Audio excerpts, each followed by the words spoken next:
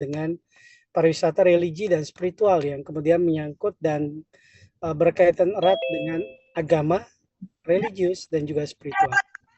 Kenapa ada di dalamnya agama, religi, dan spiritual? Karena kita melihat bahwasanya Nusantara atau Indonesia itu sendiri tidak hanya memiliki latar belakang budaya, ras antar golongan, lalu kemudian jenis kelamin dan juga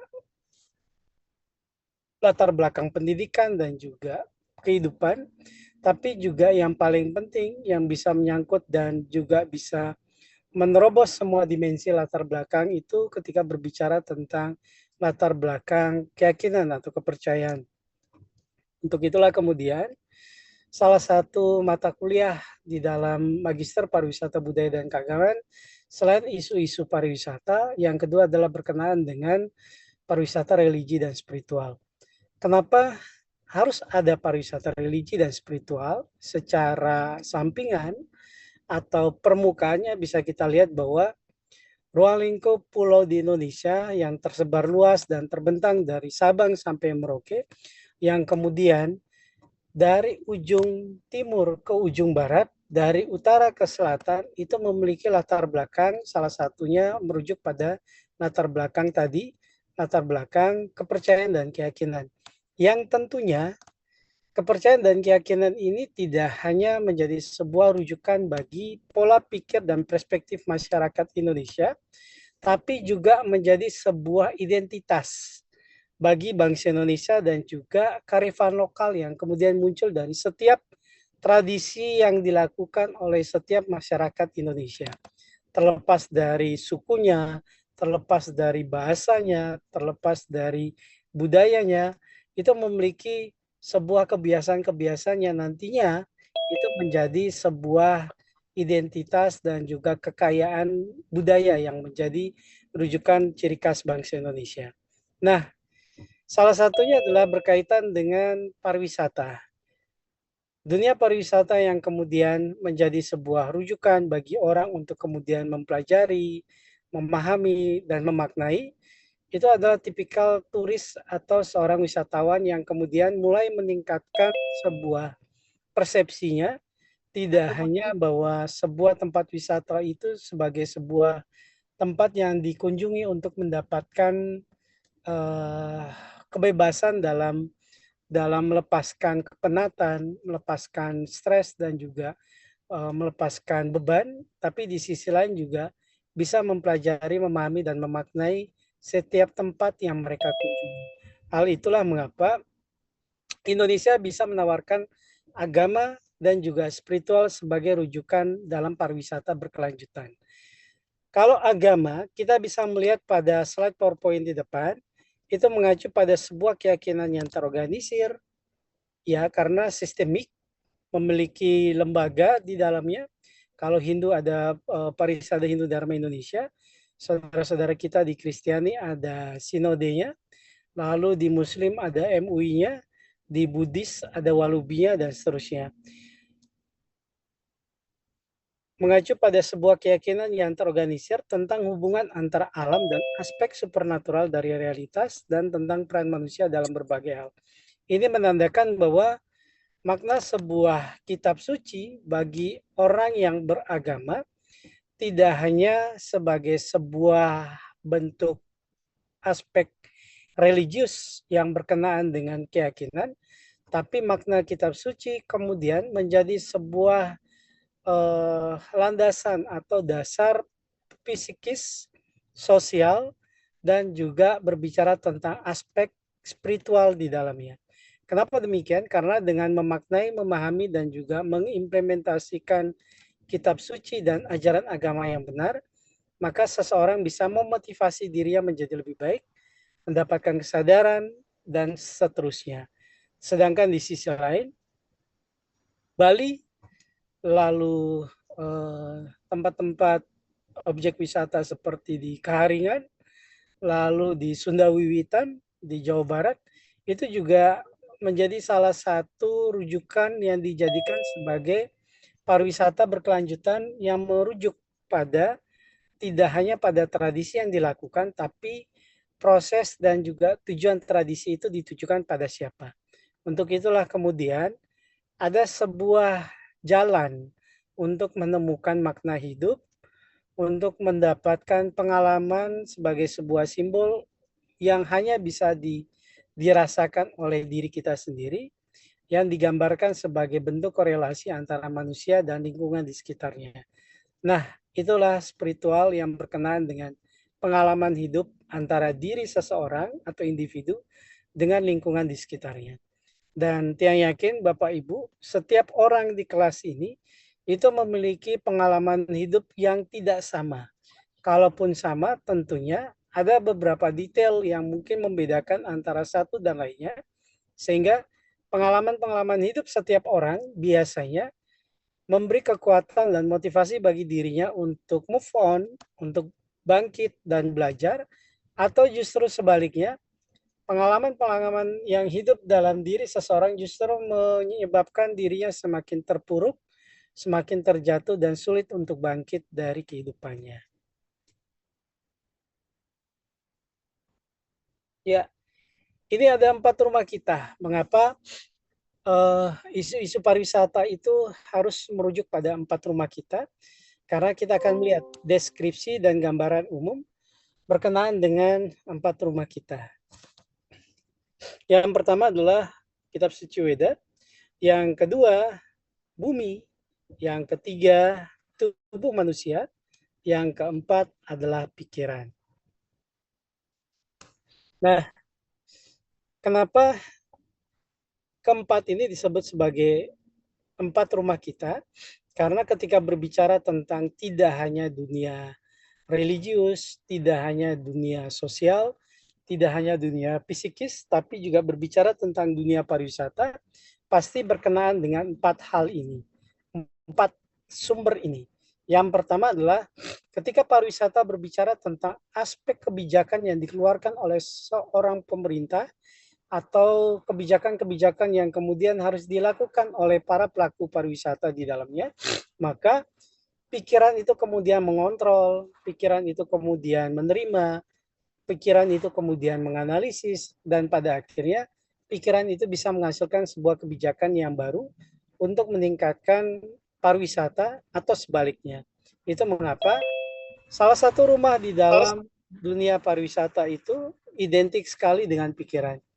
Yang kedua, Bapak Ibu, itu berkenaan dengan kitab suci. Kenapa kitab suci juga berkenaan dengan pariwisata?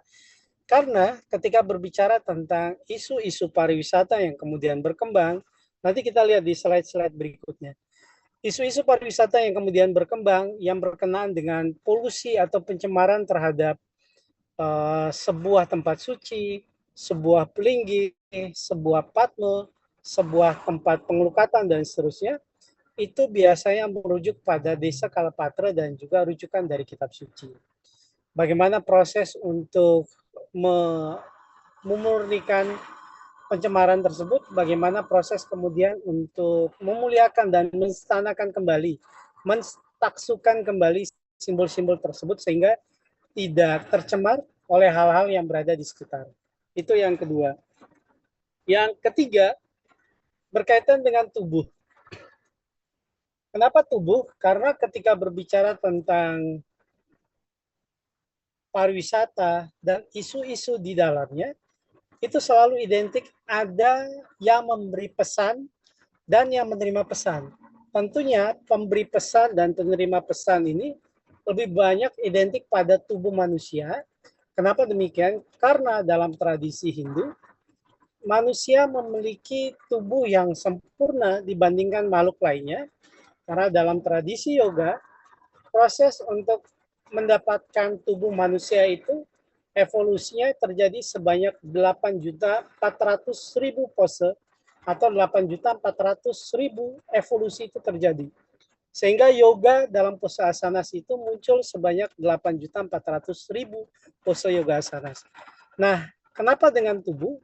Karena di dalam tubuh manusia lengkap diberikan tidak hanya ada bayu atau kekuatan, tidak hanya ada sabda, energi suara, tapi juga ada idep di dalamnya. Iduping manah atau menghidupkan pikiran. Itu artinya dalam tubuh manusia ada Atman yang kemudian membantu dan juga berkorelasi dengan Purusha dan Prakrti atau aspek kesadaran dan juga aspek material, lahirnya Satwam, Rajas, Tamas, dan seterusnya. Sehingga tubuh manusia itu dikatakan sempurna karena melalui tubuh manusia, seseorang bisa memberikan pesan, seseorang bisa menerima pesan. Pesan itu kemudian bisa didengarkan, bisa dilakukan. Bagaimana dengan hewan lainnya? Hewan juga bisa memberikan pesan, Bapak Ibu, tapi tidak sesempurna manusia ketika memberikan pesan dan menyampaikan bentuk pesan kepada makhluk di sekitarnya. Itulah mengapa aspek tubuh manusia itu dikatakan sebagai simbol rumah kita yang ketiga. Yang keempat, bumi. Ketika bercerita dan juga menjelaskan tentang bumi, maka kita Bapak Ibu bisa melihat bahwasanya bumi sebagai simbol yang kemudian di mana awal tercipta dan penghidupan itu dimulai. Ini menandakan bahwa isu-isu pariwisata tidak mungkin tersebar luas di luar bumi, tapi berada di bumi. Walaupun kejadian-kejadian metafisik, Jotisa ataupun perbintangan itu terjadi di luar bumi, tapi tetap saja bumi memiliki siklus untuk kemudian mengembangkan logisnya, logika berpikir ya.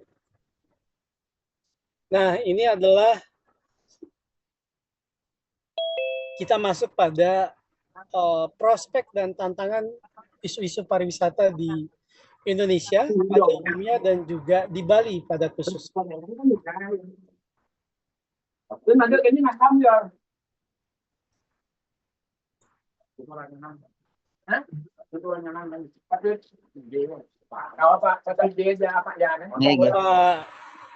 Pak Yan Madiarta bisa di-mute, Pak.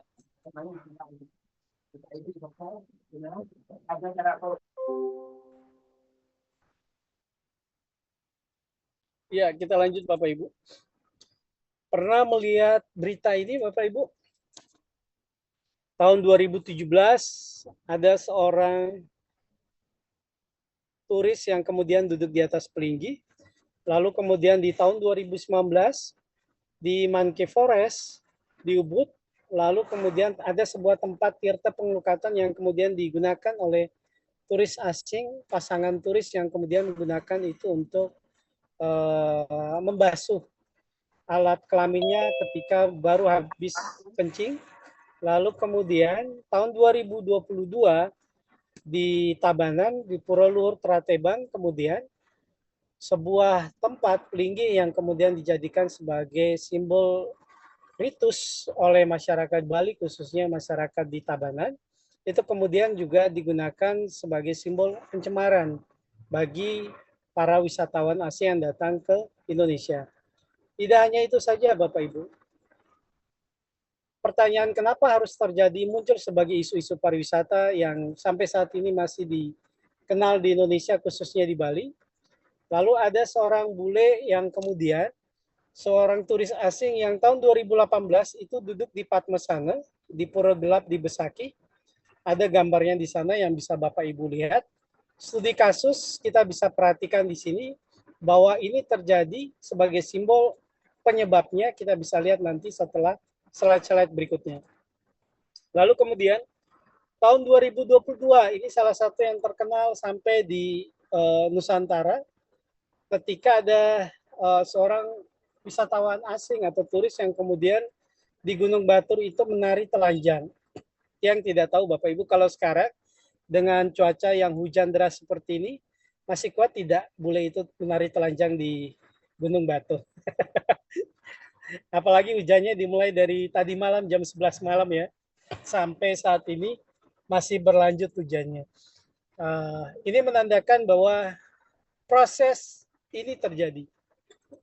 Lalu kemudian tahun 2022 di tahun yang sama di Tabanan ada sebuah pohon keramat suci yang kemudian itu dipuja oleh seorang model yang kemudian ketika mereka melakukan proses pemotretan, maka pohon itu digunakan sebagai background atau latar belakang proses pemotretan bagi seorang model yang tentunya ini juga yang menjadi masalah adalah bukan pada proses pemotretannya, tapi pada pakaian yang dikenakan oleh turis ini atau wisatawan ini yang kemudian sangat minim dan mengganggu bagi keseimbangan di sekitarnya.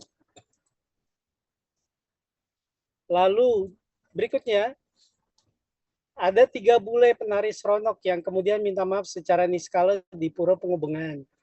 Itu juga terjadi. Lalu kemudian yang masih sangat identik dalam ingatan kita, tahun lalu, tahun 2024, di Canggu kemudian ditemukan sebuah villa yang ternyata di dalam villa itu ditangkap 3 warga negara asing yang kemudian memproduksi ekstasi dan juga ganja di dalam villa tersebut, sehingga dikatakan bahwa villa menjadi salah satu simbol rumah ketika mereka menempati tempat tersebut.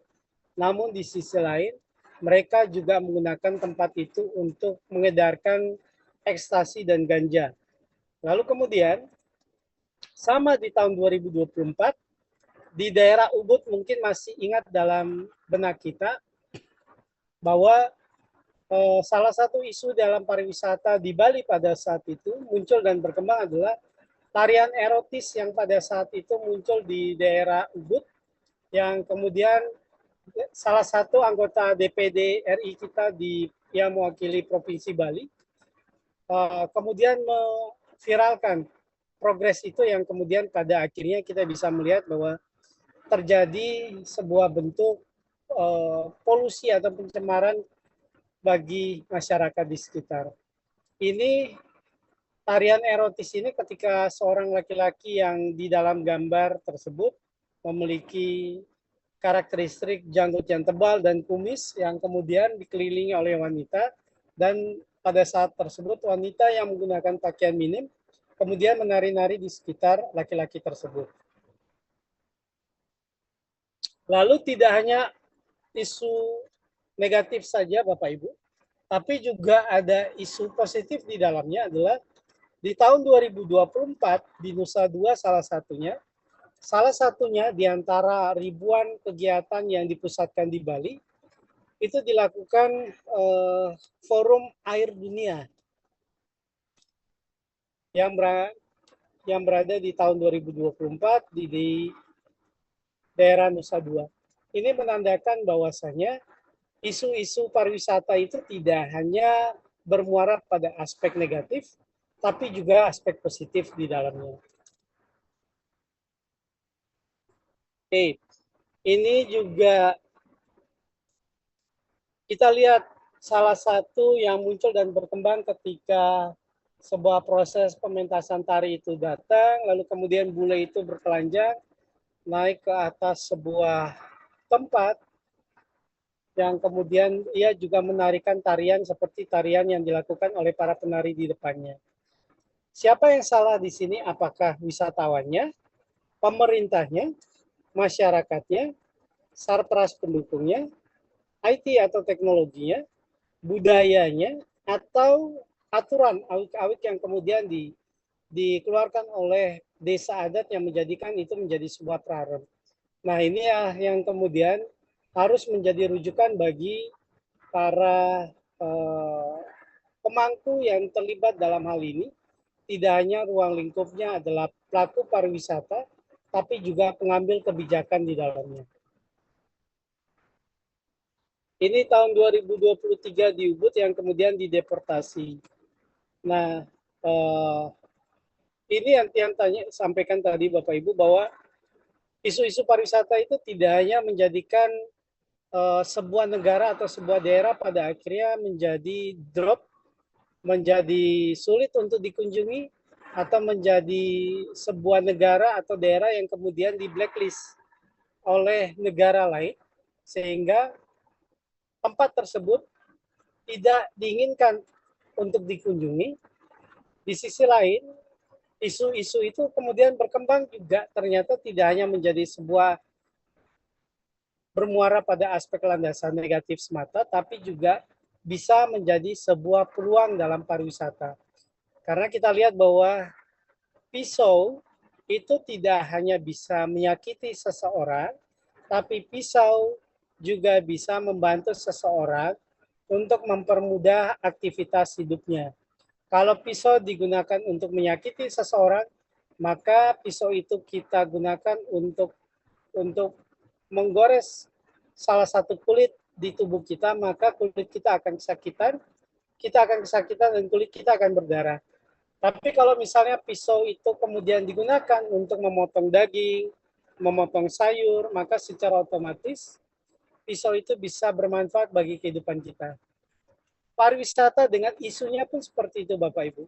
Satu sisi bahwa kemacetan itu terjadi, yang kemudian buka tutup jalan itu terjadi, sekolah diliburkan di daerah Nusa Dua misalnya pada tahun 2024 kemarin. Namun di sisi lain, devisa juga meningkat, masyarakat khususnya di daerah-daerah pariwisata itu, tempat-tempat pusat perbelanjaan juga mulai meningkat, dan juga Bali di mata dunia dan di mata lokal itu juga semakin meningkat tren positifnya. Nah, ini milestone atau kerangka berpikir Forum Air Dunia tahun 2024. Mulai dari tahun 1997 di Marrakesh, lalu kemudian 2000 itu kemudian berkembang, tahun 2003 berkembang lagi di Jepang, lalu kemudian berkembang lagi sampai di tahun 2009 di Istanbul dan juga di 2024. Nah, oke, ini tulisannya nanti Saru ya. Bapak Ibu mendengar suara Tiang? Dengar Pak, dengar. Jelas Bapak. Jelas Bapak. Jelas. Lanjut Pak. Ampura ya, karena kebetulan di luar ini sedang hujan angin. Patah samian itu. Sama nih Pak. Iya, di rumah juga. Di gunung ya. Sama di gunung patah. Iya, astengkara lancar. Rayu. Pas kajang kliwat mangkin ge. Giring nasi cah sarang kami penonton wabi. Rayu Bapak. Pas Bunda kajang kliwat. Iya, rayu Bapak Ibu. Rayu. Sangang bayu. Salah satunya kita lanjut Bapak Ibu nge. Salah satunya dalam situs kemenpakref.go.id. Di hasil pencarian siaran pers Bali masuk 10 destinasi terpopuler dunia versi TripAdvisor yang mengungguli 2 negara besar atau 2 kota besar, yaitu London dan Paris pada tahun 2023. Ini menandakan bahwasannya global sudah mulai melirik Bali sebagai salah satu destinasi pariwisata yang unggul dalam rujukan pariwisata religi spiritual, pariwisata berkelanjutan, dan juga heritage tourism atau pariwisata budaya di dalamnya. Untuk itulah kemudian kita bisa lihat bahwa ketika Bali masuk menjadi 10 destinasi terpopuler dunia versi TripAdvisor yang mengungguli London dan juga Paris, ini menandakan bahwa Bali menjadi rujukan yang sangat penting bagi masyarakat di global. Bahkan ketika kita mungkin pernah keluar negeri, lalu kemudian ketika orang asing datang dan menyanyiakan asal negara kita menyampaikan Indonesia, mungkin agak sulit sekali mereka kenal. Tapi ketika kita sampaikan Bali, maka mereka mengetahui bahwa yes, that's Bali. Saya pernah ke Bali. Apakah Bali adalah bagian dari Indonesia? Justru membanding bahasanya, justru membanding pertanyaannya. Nah, inilah yang menjadi rujukan bahwa kemudian Bali menjadi salah satu panutan dan juga rujukan pariwisata tidak hanya di luar negeri secara global, tapi Nusantara kemudian secara menggebu-gebu dan berdaya saing yang tinggi. Saudara-saudara kita di Banyuwangi kemudian mulai meningkatkan ekoturism dan heritage tourismnya itu sebagai bentuk pariwisata berkelanjutan merujuk Bali. Lalu kemudian Gubernur Jawa Barat sekarang, Deddy Mulyadi, kemudian juga datang ke Penglipuran, yang kemudian beliau datang melihat dan proses heritage itu berkembang sejauh mana yang akan diterapkan di Jawa Barat. Nah, ini menandakan bahwasanya Bali menjadi satu sisi memiliki dua mata pisau. Yang pertama adalah unggul, yang kedua justru keunggulan itu bisa menjadi sebuah bahaya laten di dalamnya, Bapak Ibu. Kenapa Tiang sampaikan bahaya laten? Karena bisa saja dengan lalu lintas pariwisata yang sangat padat dan ramai, sampai ada disebutkan bahwa dalam beberapa diskusi dan juga literasi yang muncul dan berkembang di dunia pariwisata di Bali, bahwa Bali sudah lebih kekuatan untuk bisa menampung para turis yang kemudian itu menjadikan Bali itu menjadi sangat padat dan juga sangat tercemar. Hanya saja kita bisa lihat bahwa kantong-kantong yang menjadi simbol pariwisata itu berkembang tidak merata di Bali. Antara Kabupaten Badung dan juga Kabupaten Karangasem itu kan jomplang sekali, Bapak Ibu. Dan seterusnya.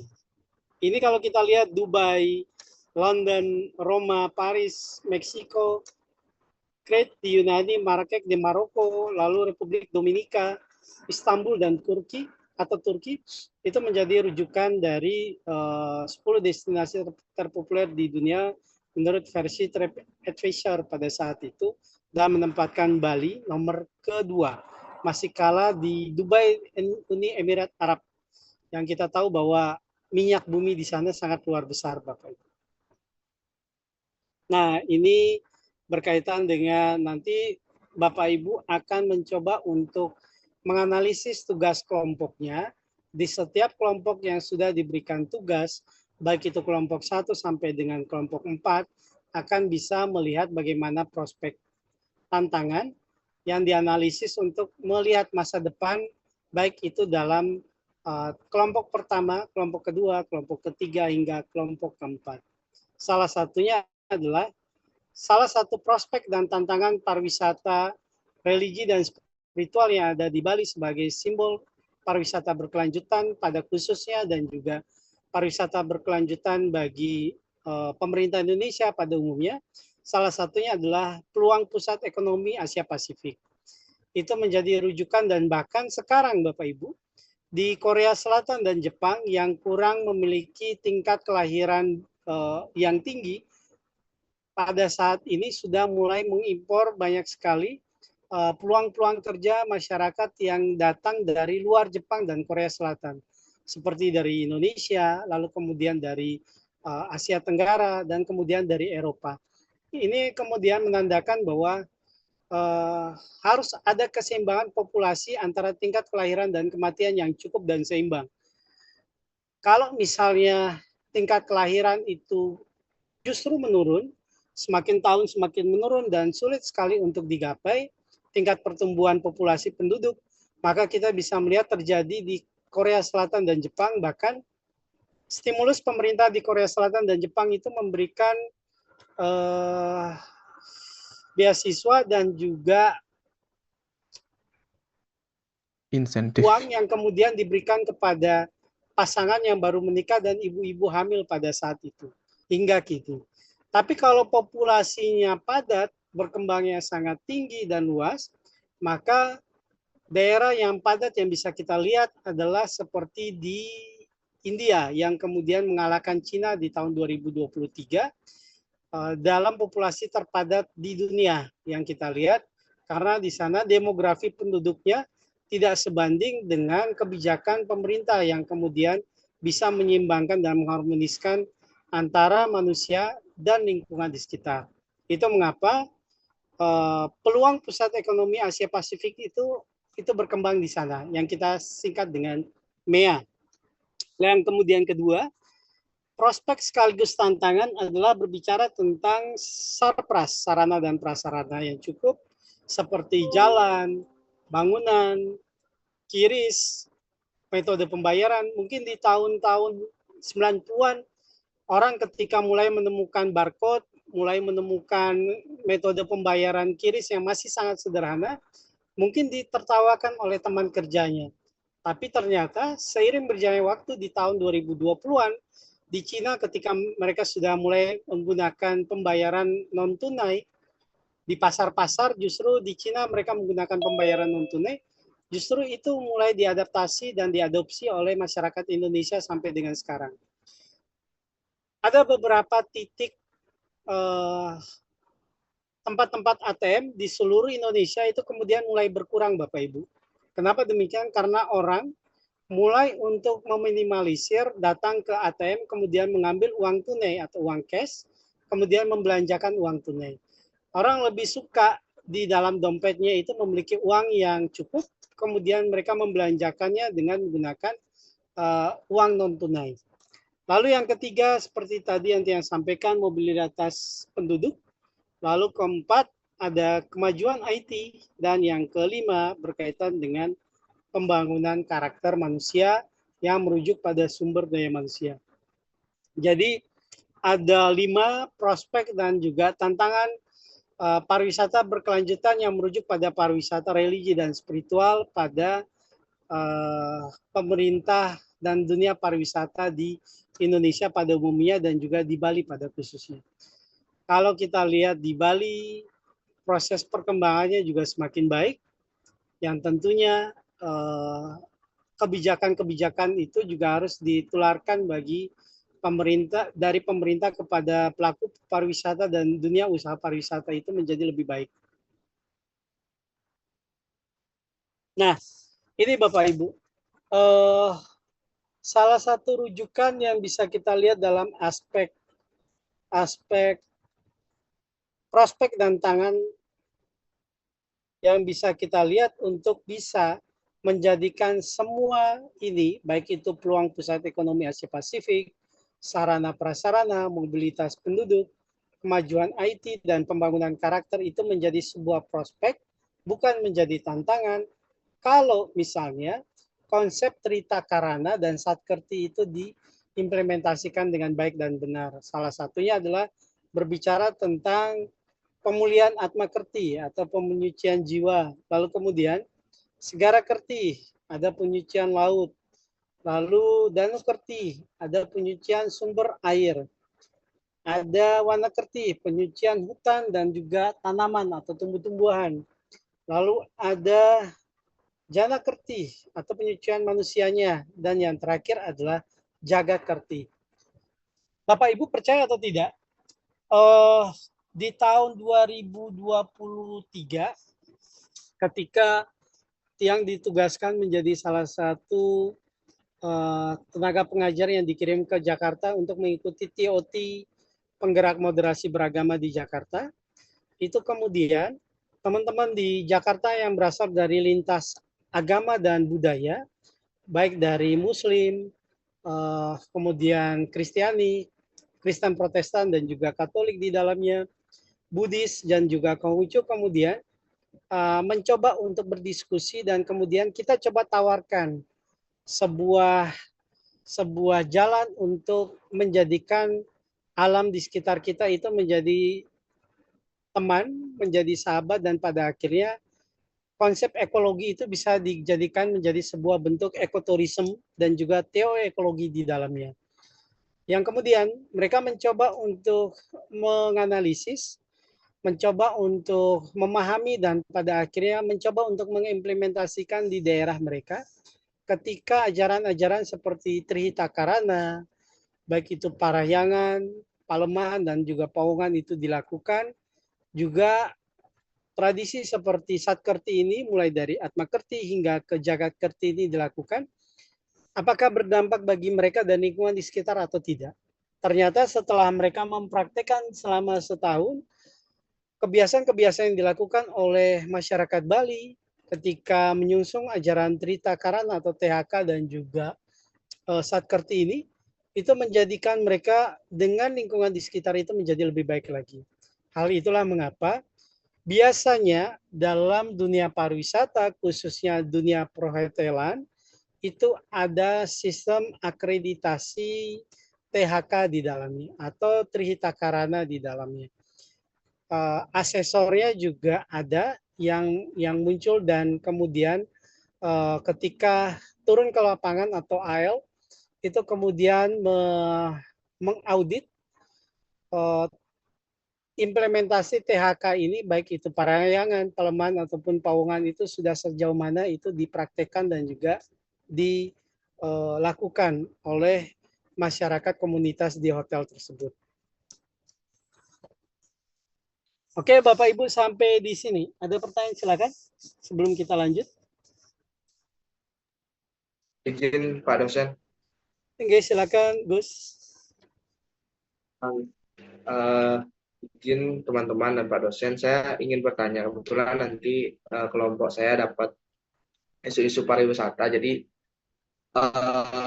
saya ingin bertanya begini, merujuk pada lontar Progres Senggara Bumi, itu dijelaskan bagaimana bencana-bencana atau keseimbangan alam, dan alam itu sudah ada tanda-tandanya dan lain-lain. Saya ingin bertanya begini Pak dosen, apakah bisa hal itu digunakan untuk membedah isu pariwisata lebih dalam lagi? Dan yang kedua, saya ingin bertanya begini, karena untuk pariwisata yang masih digaungkan kan Trihita Karana dan lain-lainnya sebagainya. Apakah lontar Sanggara Bumi ini bisa digaungkan seperti Trihita Karana, karena beberapa ugar-ugar atau aturan-aturannya itu sangat berdampak ketika kita melakukan seperti ini, alam akan membalasnya seperti ini dan lain sebagainya, dan akan dimix dengan beberapa teori-teori modern. Mohon arahannya Pak dosen, terima kasih. Oke, terima kasih Gus, pertanyaan bagus sekali.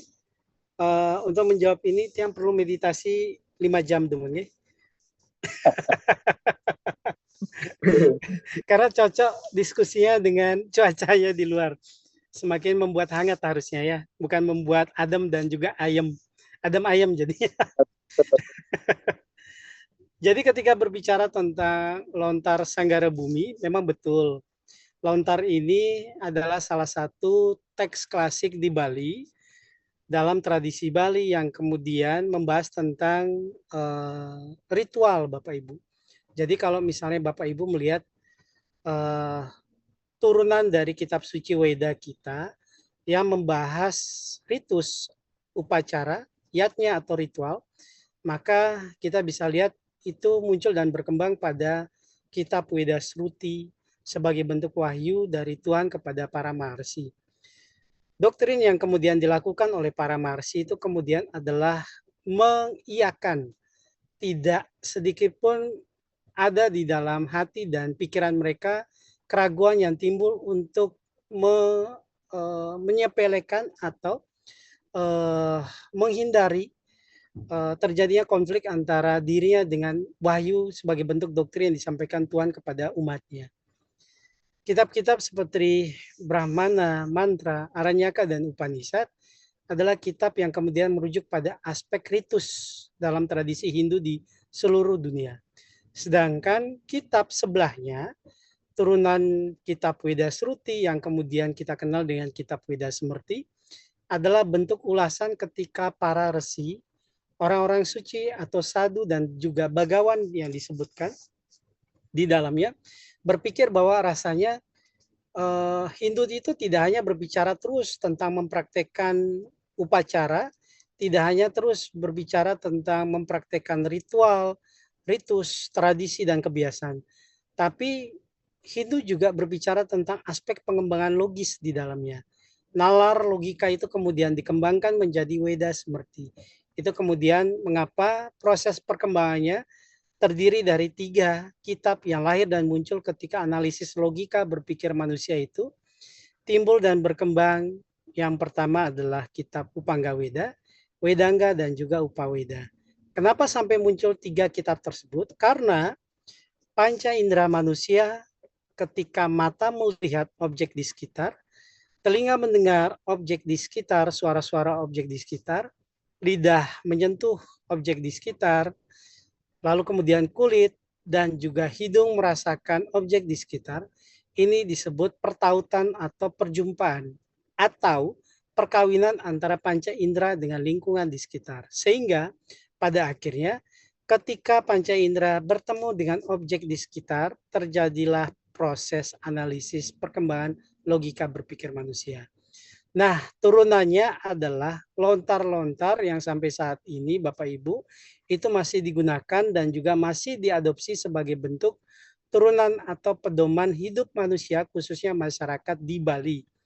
Tradisi teks-teks seperti lontar Senggara Bumi, lalu kemudian lontar Sundari Game, lalu kemudian Buana Kosa, Wurspati Tatwa, Tatwa Jenana, Ganapati Tatwa, dan seterusnya, itu menjadi bentuk bahwa kearifan lokal di Bali tidak dihancur leburkan ketika Hindu itu datang, Bapak Ibu. Tapi justru kearifan lokal di Bali dalam bentuk kebiasaan dan tradisi itu justru menjadi salah satu indikator yang memuliakan Hindu sebagai bentuk aspek praktisnya. Kalau aspek teoritis dan konseptual itu adalah kitab suci Weda sendiri, tapi kalau aspek praktis untuk bisa melihat bahwa agama itu bisa berjalan atau tidak, maka kebiasaan dan tradisi itu bisa kita lihat. Upacara-upacara yang kita lakukan seperti Taur Agung Kesange nanti yang kita lakukan bersama. Lalu kemudian Sugian Jawa, Sugian Bali, Siwaratri dan seterusnya. Termasuk hari ini Kajeng Kliwon ketika Bapak Ibu mengaturkan segehan, ara ataupun brem sekalipun itu juga merupakan sebuah bentuk tradisi yang memuliakan simbol keluar alam semesta dan juga simbol ke dalam. Hal itulah mengapa turunan kearifan lokal yang disebut dengan lontar itu tidak memiliki bentuk tabrakan atau konflik dengan kitab suci Weda, tapi saling menguatkan antara kitab suci Weda dan turunannya menjadi sebuah bentuk buah kearifan lokal yang disebut dengan lontar. Salah satunya adalah lontar Sanggara Bumi. Dalam lontar Sanggara Bumi itu berbicara tentang upacara atau ritual yang berkaitan dengan keseimbangan alam serta keselamatan alam ini. Alam ini tentunya kita berbicara tentang bumi tadi, salah satu rumah kita di antara 4 rumah lainnya. Apa yang ada di dalam lontar Sanggara Bumi? Satu adalah berbicara tentang aspek keselarasan. Kenapa dikatakan keselarasan? Bahwa rujukan dunia pariwisata harus juga melihat dan menjadikan lontar ini menjadi sebuah rujukan, salah satu lontar rujukan untuk bisa melihat bahwa ketika praktek-praktek untuk mendapatkan cuan, untuk mendapatkan uang, mendapatkan pariwisata yang semakin meningkat, lalu kemudian tingkat okupansi hotel itu meningkat, tingkat okupansi tempat wisata itu meningkat dan seterusnya, itu tidak boleh sedikit pun mengabaikan keselarasan dengan lingkungan di sekitar. Itu mengapa konsep keselarasan ini bisa menekankan aspek hubungan harmonis antara manusia, alam dan dunia yang dikenal dengan THK atau Trihita Karana. Jadi kalau Bapak Ibu ingin mencari konsep keselarasan dalam aspek Trihita Karana, salah satu rujukan teks atau lontarnya adalah Sanggara Bumi. Yang kedua, tidak hanya berbicara tentang keselarasan, tapi berbicara tentang ritual untuk keselamatan alam. Ini ada upacara seperti upacara caru, keseimbangan, upacara persembahan, lalu menghindari bencana dan juga penyakit. Bapak Ibu mungkin masih ingat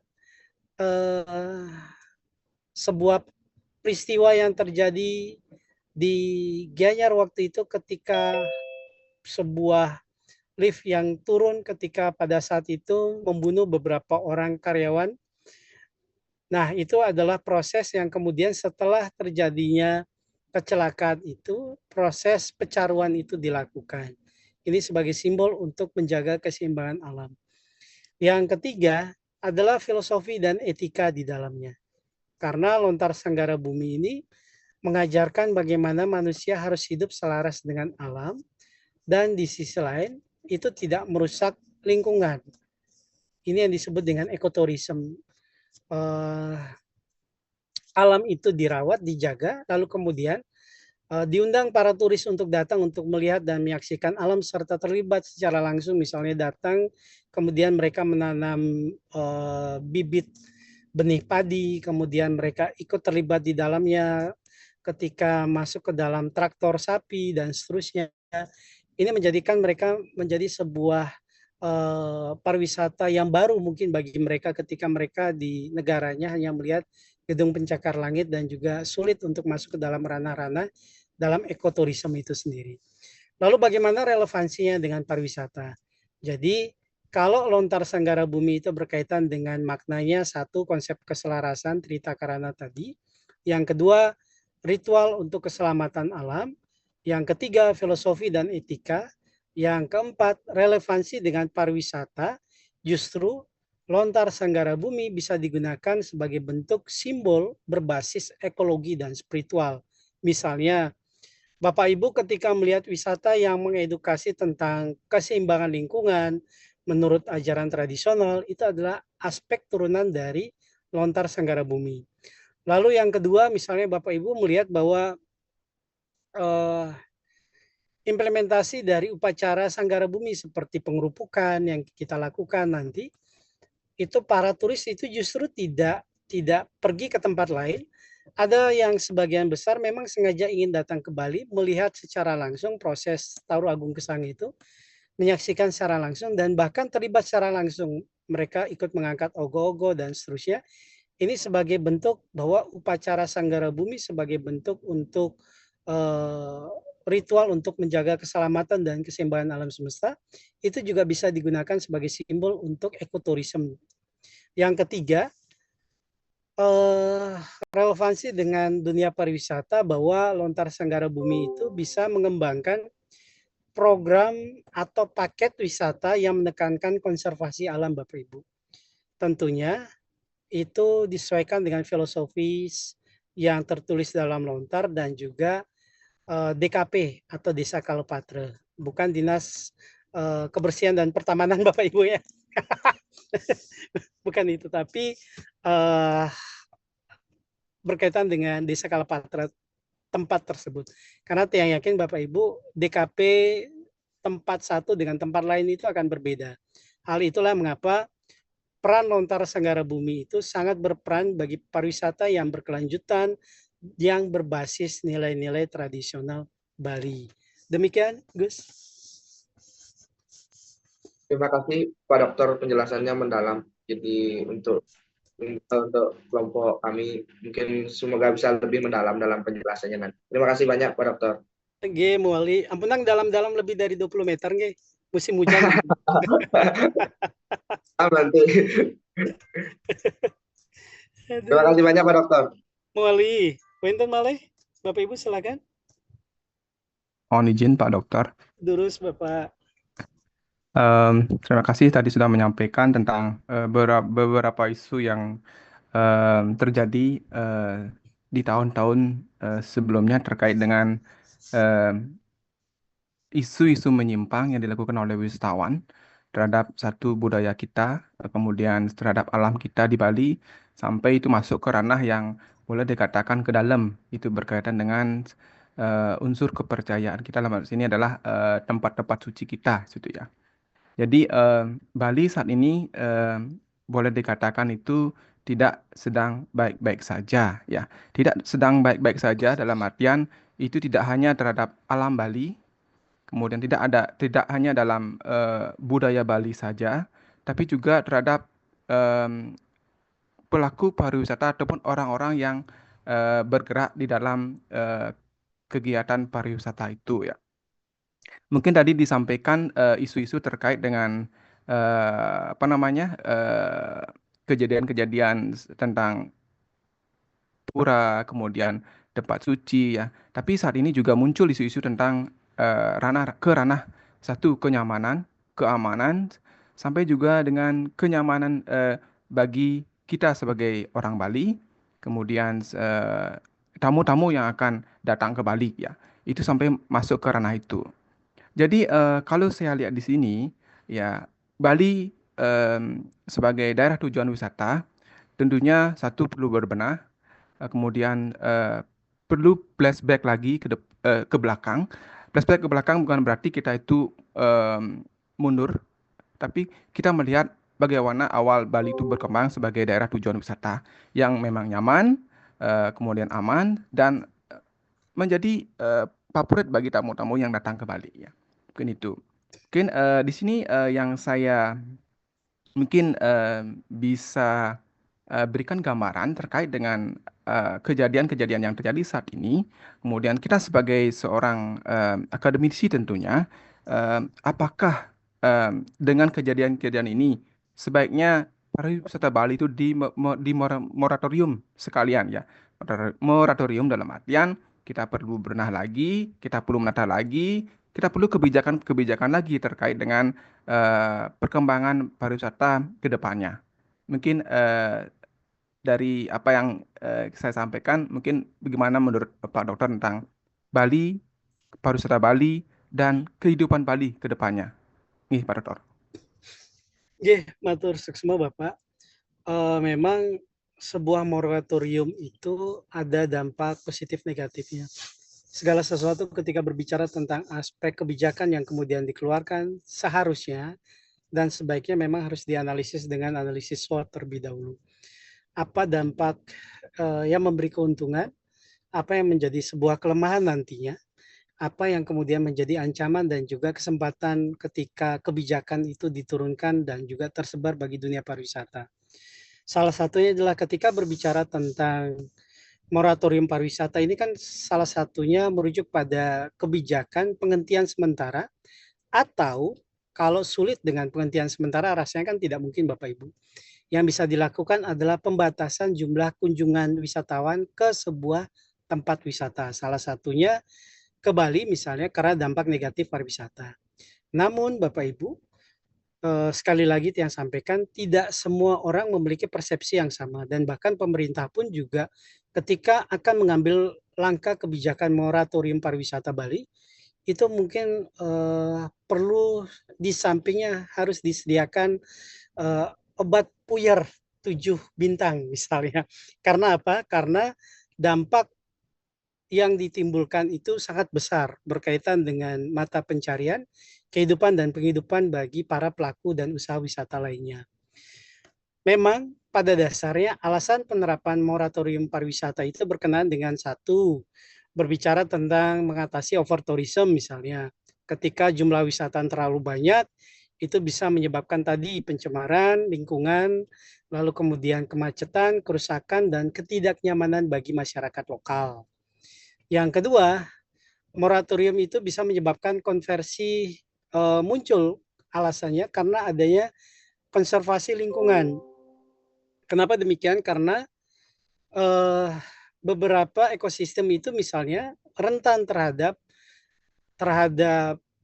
eksploitasi wisata seperti terumbu karang yang berada di lautan, lalu situs-situs bersejarah dalam bentuk arkeologi itu mengalami degradasi, mengalami penyusutan dalam bentuk fisik dan juga pemusnahan pada akhirnya. Lalu kemudian berkaitan dengan adanya peningkatan infrastruktur yang kemudian nanti ada salah satu kelompok dalam tugas ini akan berbicara tentang ini. Itu berbicara bahwa sebuah destinasi ketika alasan moratorium pariwisata itu muncul karena di destinasi itu perlu waktu untuk membangun atau memperbaiki fasilitas untuk menerima tadi misalnya overtourism. Otomatis ada lahan-lahan yang kosong atau lahan-lahan yang hijau misalnya, itu yang kemudian pada akhirnya dibangun juga untuk dunia pariwisata. Ini kan pada akhirnya harus mengalami proses moratorium pariwisata. Yang terakhir itu berbicara tentang keamanan dan keselamatan. Betul bahwa dalam kondisi tertentu seperti pandemi, bencana alam, lalu ketegangan politik suatu negara, itu moratorium ditetapkan dalam rangka untuk menjaga dan melindungi warga negara untuk tidak ke tempat tersebut atau ke negara tersebut. Salah satunya Bapak Ibu begini, coba nanti searching di Google di tahun 2019 rasanya, 2018 atau 2019 kalau tidak salah 2019, di Indonesia pernah dilakukan sebuah pertama kali itu moratorium pariwisata di Pulau Komodo. Kenapa dilakukan moratorium pariwisata di Pulau Komodo? Karena pada saat itu pemerintah menginginkan ada sebuah bentuk rehabilitasi populasi Komodo dan lingkungan di sekitar. Karena apa? Ancaman yang datang dari luar itu besar sehingga moratorium itu terjadi penghentian dan penutupan sementara itu terjadi sehingga menjaga dan meningkatkan populasi dan rehabilitasi dari populasi komodo itu sendiri. Lalu yang kemudian itu di Indonesia. Lalu di Thailand, Bapak Ibu. Di Thailand itu ada proses moratorium pariwisata di tahun 2018 sampai 2022 yang pada saat itu pemerintah Thailand mencoba untuk memfokuskan pariwisata pada simbol terumbu karang yang rusak akibat aktivitas wisata. Proses penyelaman atau diving, lalu olahraga air dan seterusnya pada akhirnya mengakibatkan aktivitas-aktivitas wisata ini mengakibatkan kehancuran bagi terumbu karang dan lingkungan yang berada di ekosistem air tersebut. Nah, ini menandakan bahwasanya konsep moratorium pariwisata itu bukan sekali pertama terjadi di dunia, tapi sudah berkali-kali terjadi di dunia, salah satunya di Asia Tenggara, di Indonesia dengan Pulau Komodo dan juga di Thailand, di Pantai Maybai atau Mayabai kalau tidak salah tulisannya seperti itu. Nah, ini menjadikan sebuah moratorium itu seberapa penting atau tidak penting kalau itu berkaitan dengan seperti rehabilitasi sebuah populasi, sebuah ekosistem di dalamnya, berkenaan dengan makhluk hidup di dalamnya, mungkin moratorium itu bisa dilakukan. Tapi tidak berdampak secara sepenuhnya pada lingkungan perkembangan pariwisata. Tapi kalau misalnya justru lingkungan pariwisata itu berdampak ketika pariwisata itu ditutup sementara atau tutup total, menginginkan terjadinya proses rehabilitasi dan juga perbaikan di dalamnya, justru menghancurkan ruang lingkup di sekitar dalam proses penghidupan dan kehidupan. Seharusnya ada kebijakan lain untuk membawa win-win solution tadi Bapak Ibu, untuk bisa membawa bahwa kehidupan dan penghidupan masyarakat itu tidak hanya pada fokus dunia pariwisata, tapi juga ketika moratorium pariwisata itu terjadi, pengalihan ini harus terjadi agar masyarakat bisa hidup menjadi, bisa mencari penghidupan dan juga kehidupan yang lebih layak. Demikian Bapak. Pak Sufiang boleh ikut bergabung sebentar. Silakan Bapak. Lama-lama juga tahun kenapa Pak?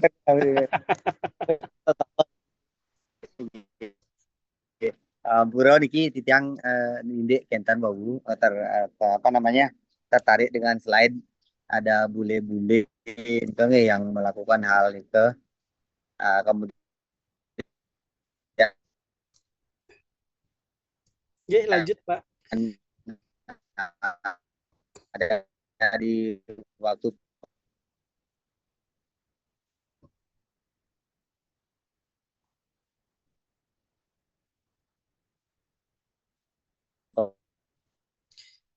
Ampura suaranya putus-putus Bapak, bisa diulangi?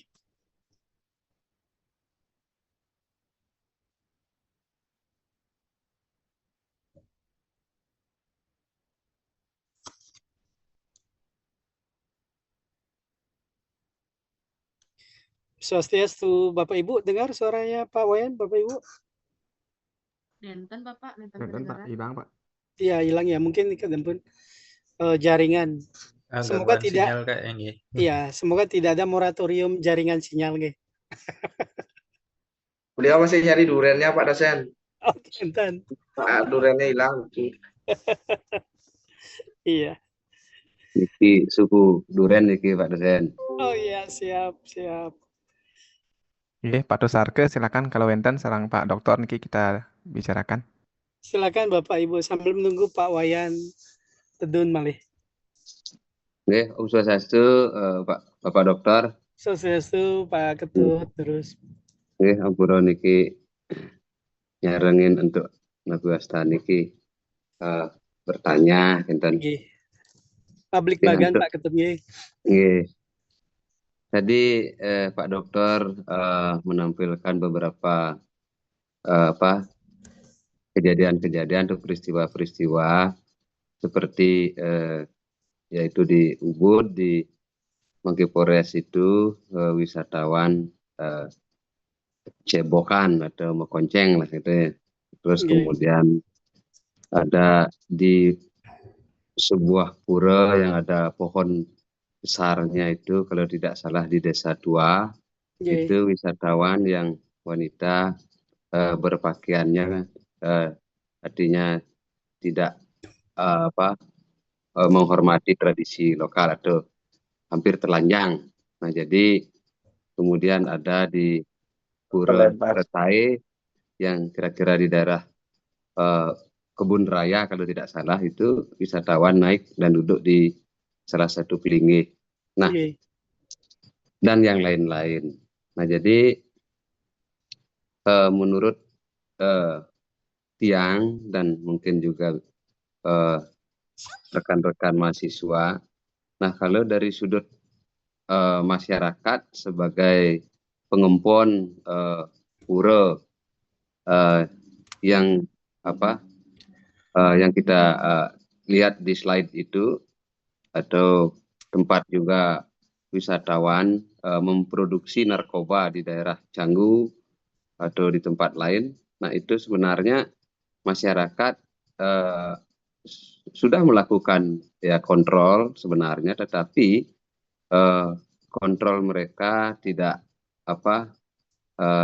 tidak memiliki saluran karena mereka hanyalah masyarakat biasa atau kita masyarakat biasa yang tidak memiliki otoritas atau kuasa untuk melakukan upaya misalkan ke tingkatan yang lebih tinggi.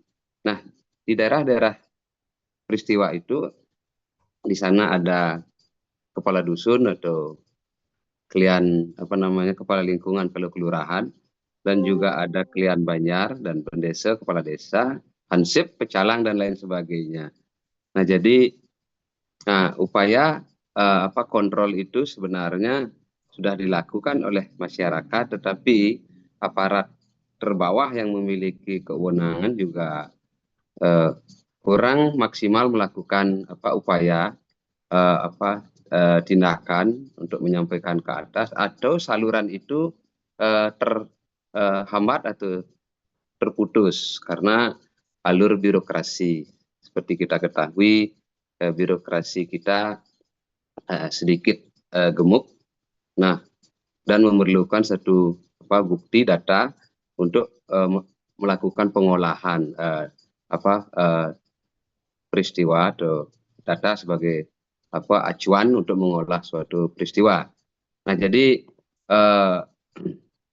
pemerintah sebagai salah satu regulator dan juga yang memiliki otoritas punishment, memberikan hukuman melalui mekanisme kepolisian dan juga kejaksaan itu lebih proaktif, tentu terkait juga dengan imigrasi. Nah, itu jadi peristiwa-peristiwa isu-isu seperti itu akan bisa kita minimalisir saat ini dan ke depan. Nah, untuk pariwisata yang berkelanjutan, tentu peristiwa-peristiwa seperti ini menurut kami akan memberikan dampak dan juga psikologis yang kurang baik terhadap khususnya penganut Hindu itu sendiri di Bali, karena kita berdampingan dengan masyarakat yang plural, agama di luar agama Hindu.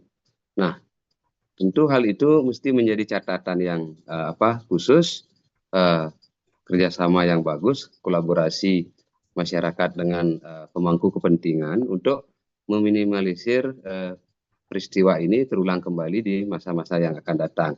Itu dari sudut kami.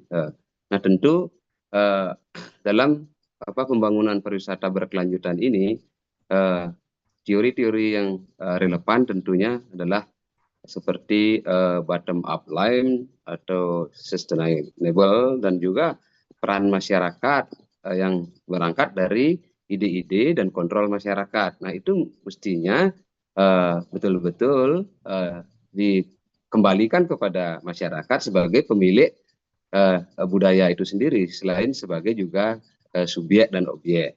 Nah, itu menurut Tiang. Dan kemudian terkait dengan Tapi Haji Wijo tadi menyampaikan moratorium juga menurut saya juga perlu kita dalami dan analisa sedalam mungkin apa dampak, tantangannya apa.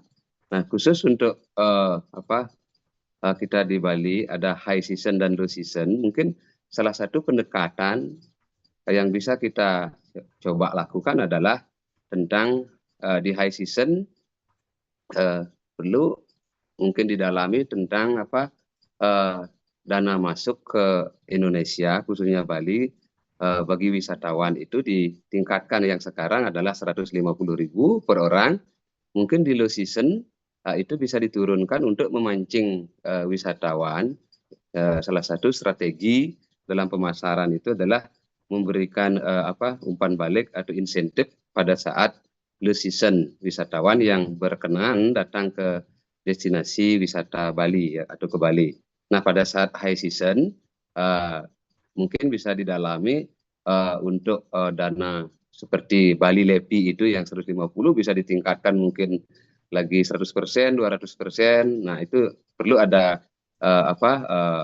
data yang valid dan pengolahan data dan tantangannya dan akibatnya. Nah, jadi sehingga pada high season pada musim libur, ya anggaplah bulan Mei sampai bulan November setiap tahunnya, yang datang adalah wisatawan yang berkualitas. Jadi kita mengharapkan adanya quality tourism. Nah, ketika high season tanpa ada upaya atau regulasi yang mengatur tentang besaran dana yang dikutip dari setiap wisatawan itu, anggaplah 150. Nah, menurut wisatawan asing yang datang ke negara kita tentu itu bukanlah jumlah yang besar, sehingga akan ada penumpukan wisatawan di masa-masa high season itu, sehingga carrying capacity untuk transportasi airport juga macet ketika ada arrival, kemudian juga di objek-objek destinasi wisata seperti Tanah Lot, Uluwatu, bahkan sampai di Uluwatu itu ada sesi pementasan tari kecak itu dari jam 6 sampai jam 7, yang kedua dari jam 7 sampai jam 8 malam. Nah, itulah dampak dari mass tourism yang mengakibatkan carrying capacity kita tidak memadai. Nah, itu salah satu mungkin gambaran menurut Tiang untuk yang ini tentang pengenaan tarif masuk bagi wisatawan, sehingga ada usaha untuk quality tourism, artinya meningkatkan kualitas wisatawan yang datang ke Bali.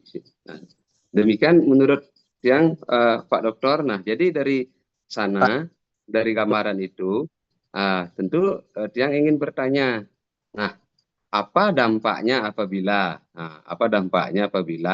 pada high season ini, pada masa-masa high season, tarif kunjungan wisatawan datang ke Bali dinaikkan dari 150 ke sekian persen. Nah, dampaknya terhadap tentu ekonomi masyarakat Bali secara khusus.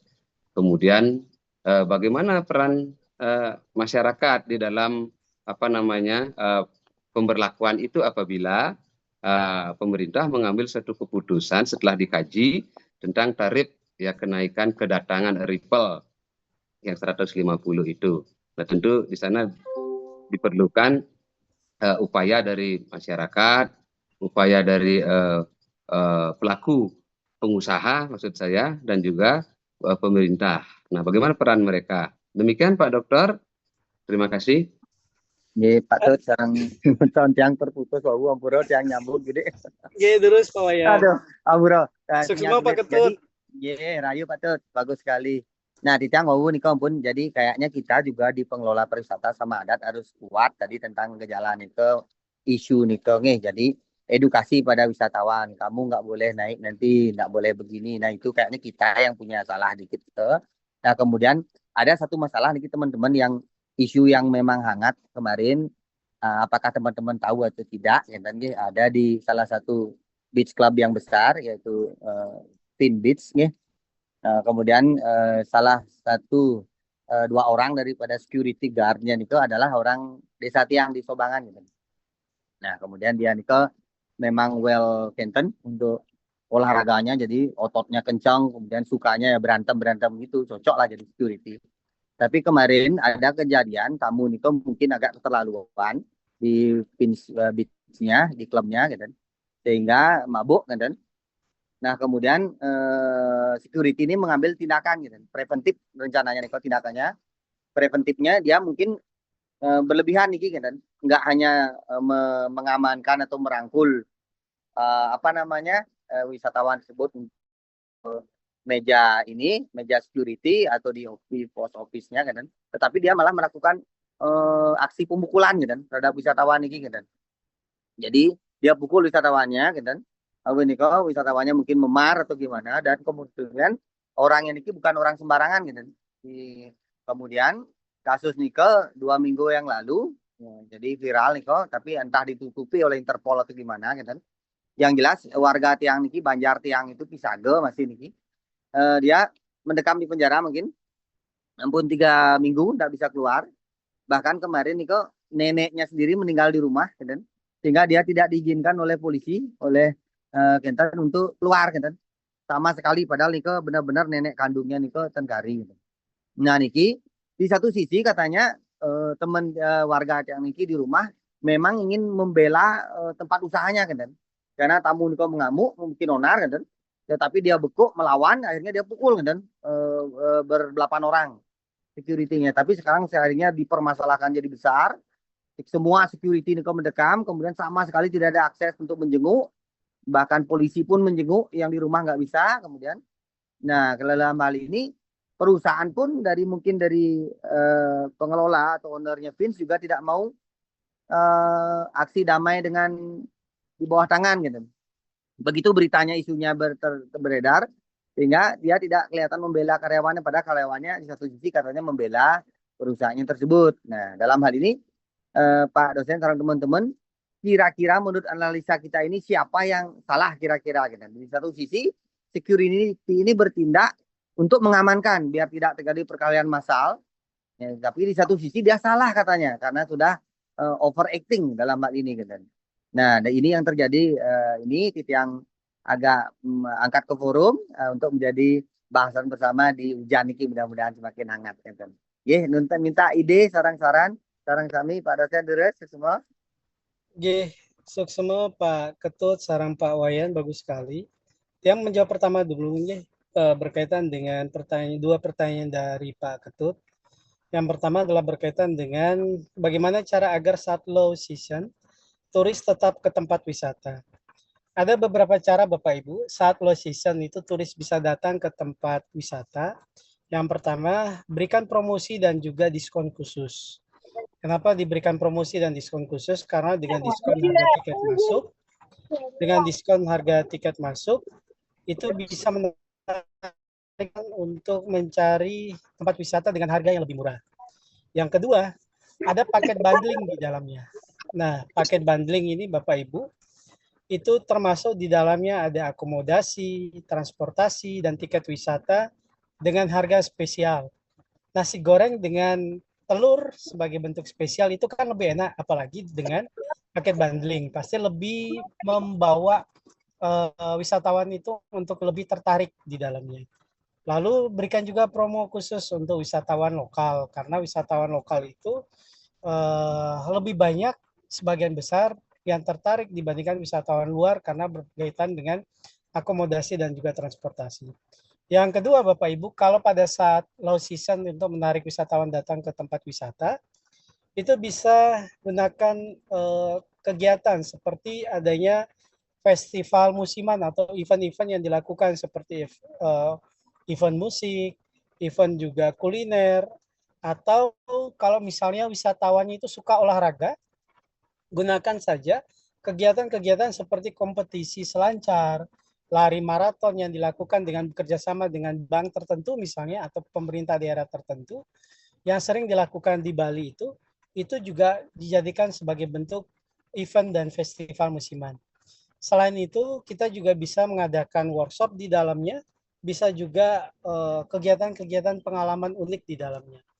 Nah, itu yang kedua Bapak Ibu. Yang ketiga, pemasaran digital yang efektif itu penting bagi kita, ruang lingkup para usaha wisata atau pelaku wisata sendiri yang menggunakan iklan berbayar di media sosial untuk menarik perhatian wisatawan atau bekerja sama dengan influencer atau YouTuber yang sudah terkenal misalnya untuk mempromosikan destinasi tempat wisata di mana kita berada atau di mana kita bekerja. Salah satunya kolaborasi membuat konten YouTube, lalu Instagram, TikTok juga salah satunya itu membangun daya tarik. Sehingga wisatawan itu semakin melihat dan mengetahui bahwa di Bali, di daerah A misalnya, yang tadinya sulit sekali, ternyata di sana ada tempat wisata yang sangat indah. Nah, lalu kemudian bisa dilakukan dengan kerjasama dengan agen perjalanan hotel dan seterusnya. Itu kalau low season. Lalu yang kemudian kedua, apa dampaknya apabila pada high season itu tarif kunjungan kita naikkan? Tentunya dampak itu selalu berkutat dengan dua aspek luaran. Yang pertama adalah dampak positif, yang kedua adalah dampak negatif. Dan itu strategi yang umum biasanya Bapak Ibu ketika high season, price itu dinaikin. Namun kita bisa melihat dampak positif yang pertama tentunya ketika harga dinaikkan, permintaan meningkat, harga dinaikkan secara otomatis itu kan meningkatkan pendapatan. Permintaan tinggi memungkinkan harga lebih mahal tanpa mengurangi jumlah wisatawan secara signifikan. Karena ada wisatawan yang membayar lebih pada saat high season, itu bisa membayar untuk 2 atau 3 orang, bisa menutupi jumlah wisatawan yang datang secara signifikan. Lalu yang kedua, nilai plus dari menaikkan tarif pada saat high season itu mengurangi overcrowding Bapak Ibu. Kalau misalnya Bapak Ibu pernah mendengar overcrowding, harga lebih tinggi itu bisa membatasi adanya jumlah kunjungan wisatawan. Overtourism itu bisa dikurangi dan pada akhirnya tempat destinasi itu tidak terlalu padat dan mengakibatkan atau menimbulkan wisatawan itu lebih nyaman ketika mereka datang ke sebuah tempat objek wisata. Bayangkan dengan objek wisata yang hanya memiliki kapasitas misalnya 50 orang, karena high season, kita justru menurunkan price-nya pada saat itu sudah pasti yang datang lebih dari 50 orang. Tentunya ini berdampak pada kenyamanan. Untuk itulah kenapa mengurangi overcrowding di dalamnya. Yang kedua, ketika ini terjadi, itu mengurangi dampak negatif terhadap lingkungan dan infrastruktur yang mungkin saja Bapak Ibu ketika price ini dinaikkan pada high season itu overtourism itu bisa dibatasi, jumlah pengunjung itu tidak banyak tapi budget itu bisa maksimal, pendapatan dan keuntungan itu bisa maksimal sehingga infrastruktur itu bisa terjaga. Salah satu bentuk infrastruktur yang bisa terjaga adalah kita bisa melihat bahwa toilet yang tadinya bersih karena kunjungan wisatawan itu misalnya 50 orang lalu kemudian membludak menjadi 200 orang, kita bisa bayangkan bagaimana toilet itu dengan aroma terapinya itu sangat luar biasa Bapak Ibu. Itu baru toilet. Belum infrastruktur yang lain seperti kursi, meja, dan juga lainnya. Yang ketiga, dampak positif itu bisa meningkatkan kualitas wisata. Karena apa? Itu yang mungkin kita inginkan bersama. Wisatawan-wisatawan yang berkualitas dengan memiliki pendapatan lebih tinggi bisa meningkatkan fasilitas layanan dan kebersihan. Karena mereka lebih banyak berpikir tentang bagaimana menjaga fasilitas dan infrastruktur di dalamnya. Wisatawan cenderung lebih menghargai destinasi dan menjaga ketertiban di dalamnya. Yang ini bisa kita lihat dari dampak positifnya. Lalu dampak negatif dari menaikkan tarif pada saat high season itu, yang pertama tentunya menurunkan minat wisatawan dengan budget yang minim. Yang kedua, wisatawan melihat dan mungkin saja mengingat bahwa objek wisata ini itu memiliki resiko kesan yang mahal karena tadi price-nya dinaikkan. Yang ketiga, mereka mungkin bisa menggeser minat dari destinasi yang tadinya mungkin ke Bali atau ke hotel A, objek wisata B misalnya, lalu kemudian karena melihat harganya mahal, lalu mereka bergeser ke destinasi wisata lain. Itu dampak negatif Bapak Ibu. Jadi solusinya apa? Agar kenaikan tarif tetap diterima, yang pertama yang bisa kita lakukan Bapak Ibu, berikan nilai tambah. Jadi kalau tarif itu dinaikkan tanpa ada nilai tambah dalam sebuah unsur wisatanya, maka itu sama seperti kita menjual air kemasan 1,5 liter, lalu kemudian orang membeli air kemasan itu pada saat cuaca yang sangat terik dan panas, kita tetap memberi air itu dalam kemasan 1,5 liter tanpa memberikan tambahan lain. Salah satu tambahan lain yang bisa kita berikan Bapak Ibu untuk memberikan nilai tambah itu satu, misalnya pelayanan. Yang kedua, sikap ramahnya. Yang ketiga, eksklusif atau fasilitas premiumnya. Yang keempat, ada pengalaman uniknya. Jadi, ini bisa diberikan nilai tambah yang ternyata mereka berpikir dengan nilai yang harga yang dinaikkan, ternyata justru membuat mereka untuk semakin ketagihan untuk datang lagi, karena ada nilai plusnya. Yang kedua, hindari bagi para wisatawan adanya biaya-biaya tersembunyi. Misalnya, price itu sudah dinaikkan dari 150.000 menjadi 250.000. Lalu kemudian tiba-tiba di tengah jalan tambah lagi 50.000, di akhir perjalanan lalu tambah lagi 150.000. Akhirnya wisatawan berpikir bahwa ini sebagai bentuk tidak transparansi dalam harga. Itu harus dihindari. Dan yang ketiga, solusi agar kenaikan tarif itu tetap diterima, gunakan sistem dynamic pricing, artinya di mana harga naik itu secara bertahap, itu berdasarkan tingkat permintaan. Ketika tingkat permintaan itu semakin naik, harga itu naikkan secara bertahap. Tidak tiba-tiba langsung naikkan 100%, 200%, 300%, yang justru membuat kita okupansinya semakin ditinggalkan. Jadi itu solusi Bapak Ibu. Satu, berikan nilai tambahan. Yang kedua, tetap transparan dalam harga. Dan yang ketiga, gunakan sistem dynamic pricing, perkembangan harga sesuai dengan tingkat permintaan di pasar. Itu yang kedua. Yang ketiga, untuk pertanyaan Pak Wayan, hal itu terjadi memang satu sisi dunia pariwisata itu kan ngeri-ngeri sedap Bapak Ibu.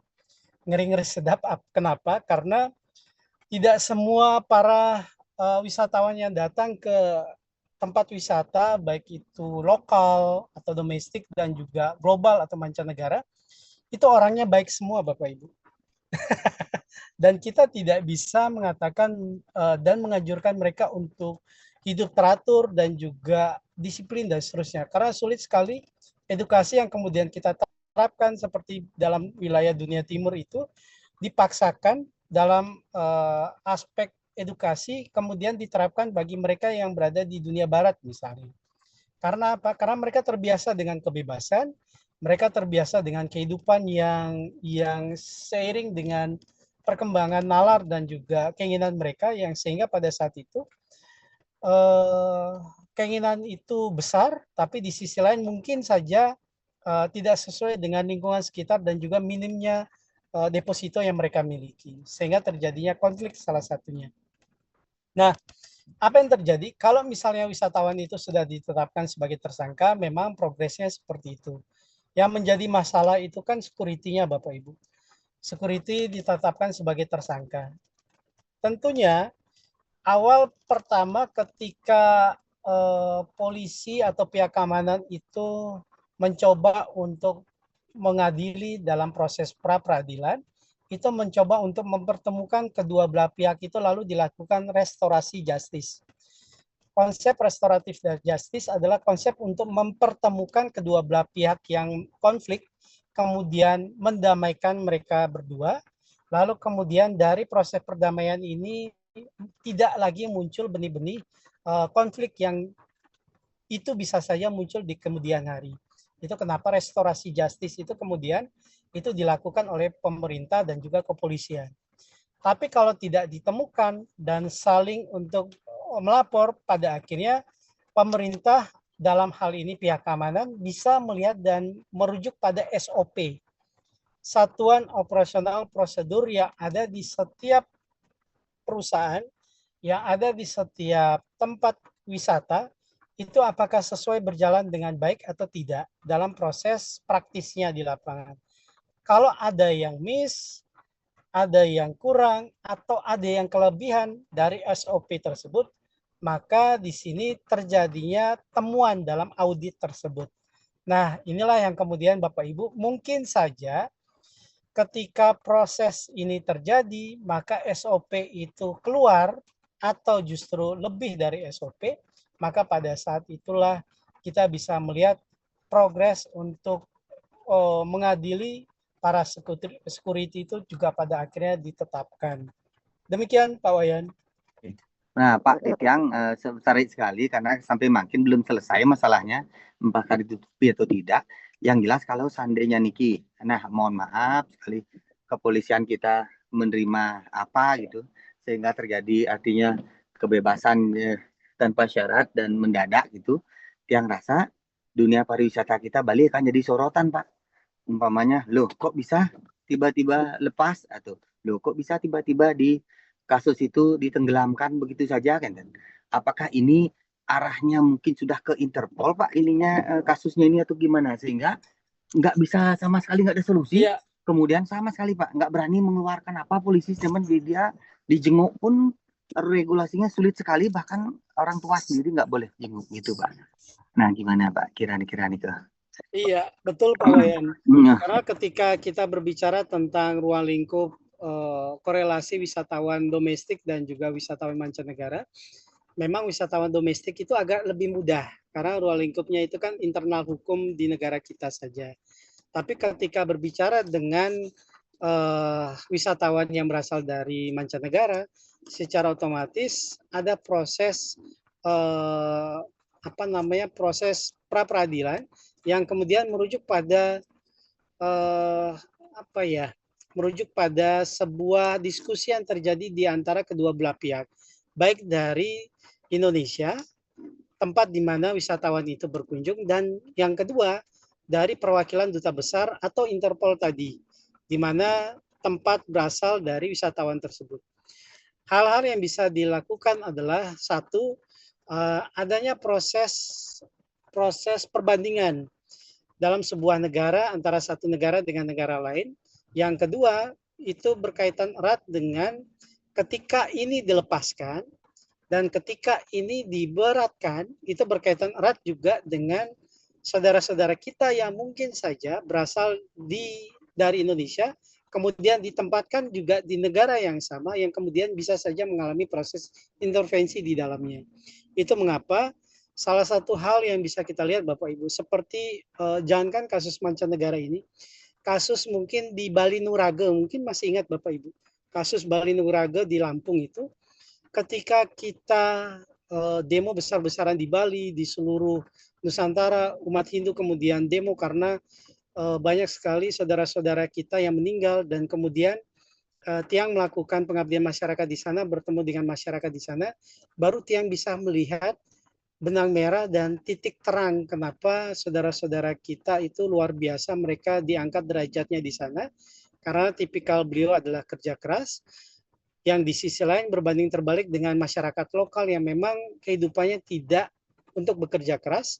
Mereka bisa menjual tanah, menjual ternaknya untuk orang Bali dan orang-orang pendatang, karena orang-orang Bali dan orang-orang pendatang itu ketika mereka datang ke sebuah tempat baru itu kan harus bekerja.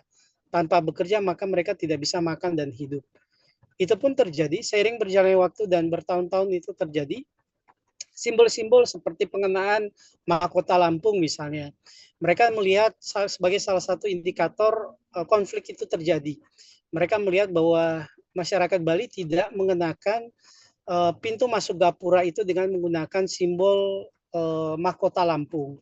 Lalu kemudian terjadinya pergeseran atau konflik saling mengumpat antara pemuda Bali dan juga pemuda lokal dan seterusnya. Tapi itu bagian permukaan saja Bapak Ibu. Justru bagian dalamnya adalah bahwa konflik itu terjadi secara bertahun-tahun sebagai bentuk benih yang sudah tersimpan seperti gunung es yang siap mencair sewaktu-waktu, justru tersimpan di bagian bawah dalam lautan. Sangat besar. Salah satunya adalah kecemburuan sosial yang melihat bahwasanya ketika konflik itu terjadi karena mereka melihat bahwa orang-orang pendatang, salah satunya orang-orang Bali, yang hidup di sana itu sukses semua. Memiliki tanah sekian hektar, memiliki rumah yang bagus. Ada salah satu anggota masyarakat Bali itu menjadi anggota dewan sampai saat ini di Lampung dan seterusnya. Mereka memiliki bis yang banyak di sana dan seterusnya.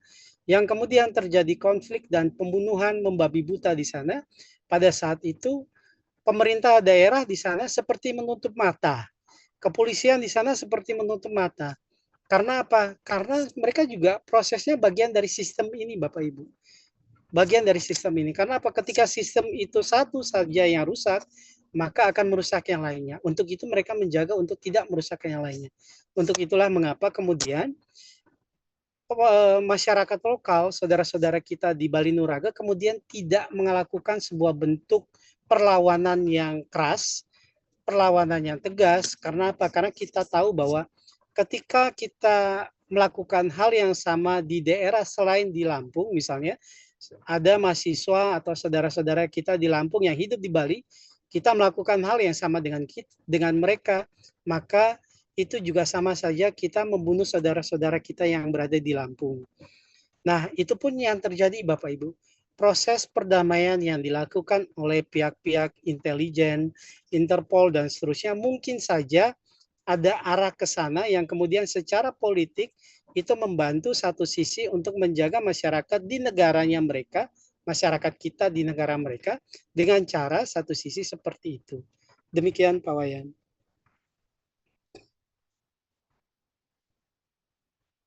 Nggih, semua Pak.